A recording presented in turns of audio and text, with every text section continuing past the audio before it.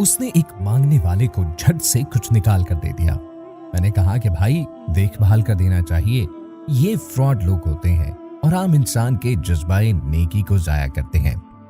فرمانے لگے، آپ نے بجا فرمایا، میں پہلے ایسا ہی کیا کرتا تھا، مگر پھر ایک واقعے نے میری دنیا بدل کر رکھ دی۔ میں دھرم پورہ لاہور میں اپنے گھر سے سائیکل پہ نکلا تھا کہ ٹھیکیدار سے اپنے بقایا جات وصول کر لوں۔ میں اسٹیل فکسر تھا اور ایک کوٹھی کے لینٹر کے پیسے باقی تھے، مگر ٹھیکیدار آج کل پٹر کھائے جا رہا تھا۔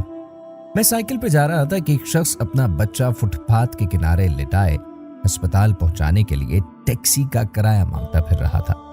وہ کبھی کسی پیدل کا بازو پکڑ کر ہاتھ جوڑ دیتا، میرا بچہ بچا لیں، مجھے ٹیکسی کا کرایہ دے دیں، تو کبھی کسی موٹر سائیکل والے کو ہاتھ دے کر رکتا، کبھی کسی کار والے کے پیچھے بھاگتا کہ وہ کار میں اس کے بچے کو ہسپتال پہنچا دے۔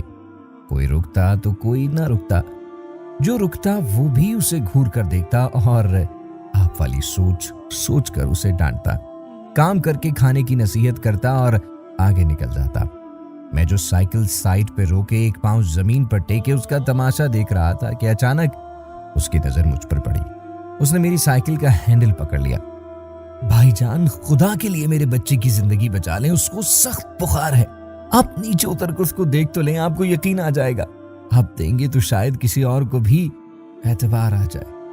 مگر میں بھی آپ کی طرح سوچ رہا تھا۔ پھر جس جارحانہ انداز میں اس نے میری سائیکل کا ہینڈل پکڑ رکھا تھا، یوں لگتا تھا کہ ادھر میں سائیکل سے اترا اور ادھر وہ سائیکل پکڑ کے بھاگ جائے گا۔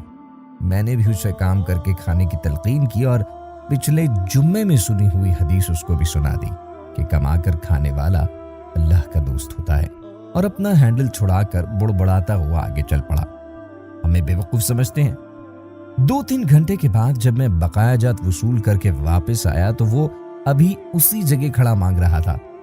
بچے کو وہ سڑک کے پاس لے آیا تھا اور اس کے چہرے سے کپڑا بھی اٹھا رکھا تھا۔ وہ دھاڑے مار مار کر رو رہا تھا اور اب وہ بچے کے کفن دفن کے لیے پیسے مانگ رہا تھا۔ میں نے سائیکل کو روک کر پاؤں نیچے رکھا اور میت کے چہرے کی طرف دیکھا۔ پھول کی طرح معصوم بچہ زندگی کی بازی ہار گیا تھا۔ میرے رونگٹے کھڑے ہو گئے۔ میں نے جیب میں جو کچھ تھا بقایا جات سمیت سب کچھ بغیر گنے نکال کر باہر پھینکا، اور اس سے پہلے کہ اس کا باپ میری طرف متوجہ ہو سائیکل اس تیزی سے چلا کر بھاگا کہ گویا سارے لاہور کی بلائیں میرے پیچھے لگی ہوئی ہیں۔ میں گھر پہنچا تو میرا برا حال تھا۔ تھوڑی دیر کے بعد مجھے بخار نے آن گھیرا۔ بخار بھی کچھ ایسا تھا کہ گویا میرے سارے گناہوں کا کفارہ اسی بخار سے ہونا تھا۔ گھر والے مجھے ہسپتال کے لیے لے کر نکلتے اور میں چارپائی سے چھلانگ لگا دیتا۔ مجھے ہسپتال نہیں جانا تھا، میں اسی بچے کی طرح ایڑیاں رگڑ رگڑ کر مر جانا چاہتا تھا۔ 2-3 دن کے بعد بخار کو تو آرام آ گیا، مگر میں ذہنی مریض بن گیا۔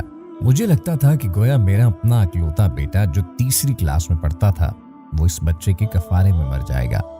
میں نے بچے کا اسکول جانا بالکل بند کر دیا۔ بیوی کے بار بار اصرار کے باوجود میں بچے کو اسکول تو کیا دروازہ کھولنے بھی نہیں جانے دیتا تھا۔ 40 دن گزر گئے تھے اور بچے کا نام اسکول سے کٹ چکا تھا۔ وائف نے اپنے بھائی سے بات کی جو کہ دبئی کے ایک کمپنی میں کیشیئر تھا۔ اس نے مجھے باہر بلانے کے لیے پاسپورٹ بنوانے کو کہا، مگر ایک تو میں شناختی کارڈ بھی پیسوں کے ساتھ نکال کر بچے کی میت پر پھینکایا تھا، اور دوسرا میں خود بھی بچے کو اکیلا چھوڑ کر باہر نہیں جانا چاہتا تھا۔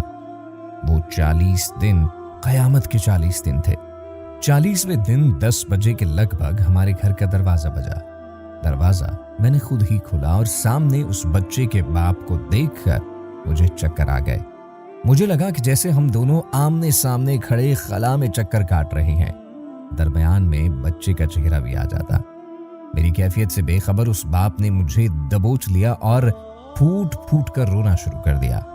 وہ کچھ کہنے کے بجائے میری تھوڑی کو ہاتھ لگاتا اور اسے چوم لیتا، جبکہ میں پتھر کا بت بنے اس کی گرفت میں تھا کہ اچانک مجھے جھٹکا لگا اور میری چیخ کچھ اس طرح نکلی جیسے کسی کو پانی پیتے وقت چھینک لگ جائے اور پانی اس کے منہ اور ناک سے بہہ نکلتا ہے۔ میں اس بچے کے باپ کو سختی کے ساتھ سینے سے لگائے یوں رو رہا تھا کہ گویا اس کا نہیں بلکہ میرا اپنا بچہ مر گیا ہو۔ ہمارے رونے سے گھبرا کر پورا محلہ اکٹھا ہو گیا تھا۔ आहिस्ता आहिस्ता 40 दिनों का गुबार निकला। उसको मैं घर में लेकर आया।